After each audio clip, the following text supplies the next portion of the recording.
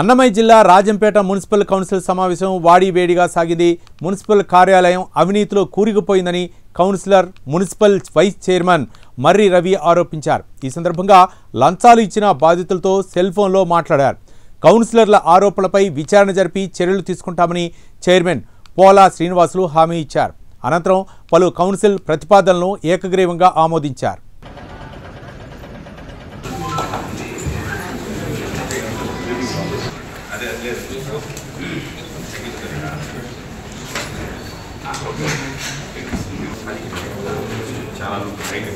₹25,000 డబ్బు తీసుకున్నాడు. Phone pay వేయాలంటే వద్దు, క్యాష్.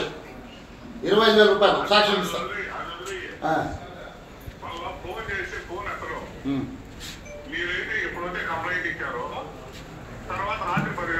నేను కమిషనర్ గారికి రిపోర్ట్ చేసిన తర్వాత మళ్ళీ ఫోన్ చేస్తానంటే ఎందుకు చెప్పినాను నేను. ఇటువంటి అధికారులు వీళ్ళు కలెక్షన్ చేసేది, వీళ్ళు నిజాయితీగా ఉండేది. మళ్ళీ ఆయన మళ్ళా చార్జ్ మళ్ళీ ఇస్తాడు ఆయన. వినండి, చూడండి ఎట్లుందో రాజపేట మున్సిపాలిటీ. అప్పించినా తీసి సుబ్రాయుడు అనే అతను సీనియర్, అతను ఎందుకు రిలీవ్ చేశాడు, అలిగి వెళ్ళిపోయాడు. అతను లీవ్ పెట్టి లీవ్ అప్పటికప్పుడు శాంక్షన్ చేస్తాడు ఈయన. అంటే మనకు ఆఫీసర్ అవసరం లేదా, ఎట్లా వీళ్ళు శాంక్షన్ చేస్తారు?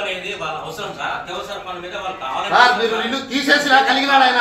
మీరు తీసా ఆయన అవసరం కాదు. మీరు నా ఆర్ఐ పోస్ట్ ఎందుకు తీశారని అడిగితే మీరు తీస్తా నా ఇష్టం అని చెప్పి తీసిన తర్వాత వెళ్ళిపోయాడు. అలిగి వెళ్ళిపోయాడు. మీరేం చేయాలి తర్వాత? మీరేం చేయాలి? ఒక ఆల్రెడీ తీసిన వాళ్ళు లేని వాళ్ళు ఎట్టిస్తారు. మీరు ఇప్పుడు తీస్తారా, నేను రిజైన్ చేయాలా? నాకు చెప్పండి, ఇప్పుడే రాసు, నేను వెళ్ళిపోతా. లేదురా పలికిరాడు, ఆ పిల్లడు పలికిరాడు కదా. నేను లేదు, నేను ఏదో రిజైన్ చేస్తా. ఇటువంటి అధికారులు ఎలా పెట్టుకుంటే ఇటువంటి అధికారులు ఎట్లా పెడతారా?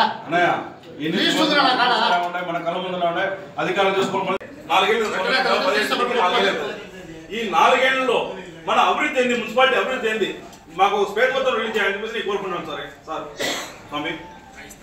ఈ 4 ఏళ్లలో ఏం అభివృద్ధి జరిగింది? రాజంపేట ఏ విధంగా ముందుకు పోయింది?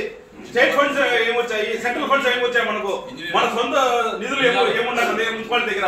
ఆ నిధులన్నింటినీ కలిపి ఏ విధంగా డెవలప్ జరిగింది మన రాజంపేట ఈ 4 ఏళ్లలో అనేది మీరు ఒక శ్వేతపత్రాన్ని మాకు ఈసారి రిలీజ్ చేయాలని చెప్పేసి సభాముఖంగా కోరుకున్నాను నేను.